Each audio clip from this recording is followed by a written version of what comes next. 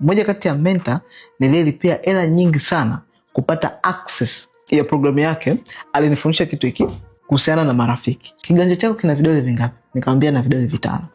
Akanambia kunja kidole gumba chako, alafu niambie ni vidole vingapi vinahitajika kwa ajili ya kukikava kisionekane kidole gumba.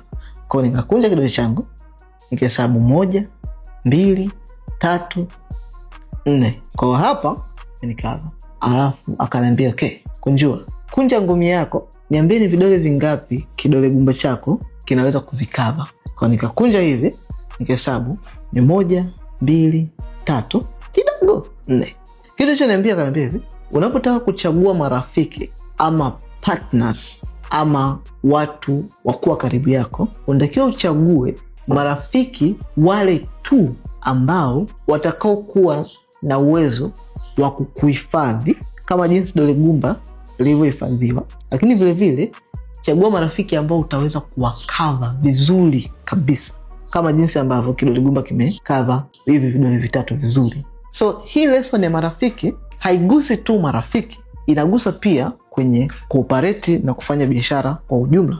Iko hivi, watu unaotaka kupiga nao hatua kwenye biashara ama kwenye maisha ama watu ambao wanakuwa around, sio lazima uondoke na kila mtu, kwa sababu sio kila mtu anakuwa na uwezo wa kukava wewe unapopitia changamoto ama unapomhitaji, na sio kila mtu utakuwa na uwezo wa kumkava wakati anakuhitaji. Ukiwa na watu wengi ambao ni kwenye inner cycle yako, ni hatari zaidi, kwa sababu utashindwa kuwakava na utashindwa kukava na itakuwa ni chaos. So the only thing you have to choose only people ambao they are willing to cover you wakati ambapo unawahitaji, na wewe utakuwa na uwezo wa kuwakava wakati unawahitaji, kama ilivyokuwa kwenye kidole.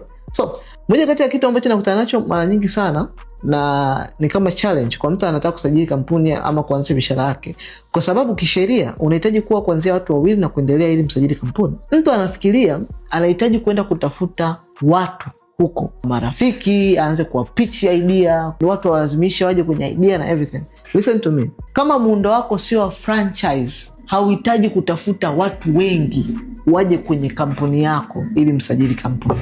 Hata franchise husika ni mwenye aliyeanzisha haanzi na watu wengi, anaanza yeye na brand yake, anatengeneza personal brand na business brand, alafu kwa hao franchise wengine anakuwa anawapa kibali na umiliki wa portion ndogo juu ya kampuni yake. Hii inamaanisha nini? Inamaanisha kwamba kusajili kampuni huhitaji kuhakikisha kila mtu au kila rafiki yako unayemjua, kila mtu ambaye unakutana naye unampicha idea. No, you just need kuwa wewe kama kitovu kwanza cha kujitosheleza. Kampuni unaweza kusajili wewe na mtu wako wa karibu. Kwa mfano, kama umeoa unaweza kumweka mke wako, kama hujaoa unaweza kumweka baba, mama au ndugu zako wa karibu mmoja tu. Then akishakuja, then kampuni yako unaianzisha wewe, alafu hawa watu wengine wote unaotaka kufanya nao kazi, wao watakuja kufill in kwenye magap kama team unayoitumia kwenye cooperate vitu vyako. Lakini kusajili kampuni haihitaji kuwa na watu wengi ambao umewavuta wote njooni tusajili kampuni. No, you just need you. Unahitaji wewe na utayari wako. Unaposajili kampuni, hii ni kitu cha generation, kitu cha vizazi na vizazi. Akifi leo akifi kesho, kinaendelea kuwepo leo, kesho na hata milele. That ukishaanzisha kampuni yako sasa unaanza kutengeneza system na structure za kurun kampuni. Kwenye hizi system na structure ndo hao wengine wanaanza kufit in, ili sawa watakaotaka kuondoka, it's okay wakiondoka, kwa sababu haitokuwa affect wewe. Do you know watu wana mawazo tofauti? Do you know mtu anaweza kaja kwenye idea afa kakaa pale akaona mbona kama sifaidiki, kwa sababu idea, hamna idea inatokea ndani ya dakika 10 mnapata hela, labda kama ni madini. Lakini idea ambayo mtaka kujengeleza kama generation mtengeneze, haitokea hata miezi 6 mtaanza kupata hela ya kula, ya kuishi, lakini ile kusimama kama something empire haitokei miezi 6. It take time.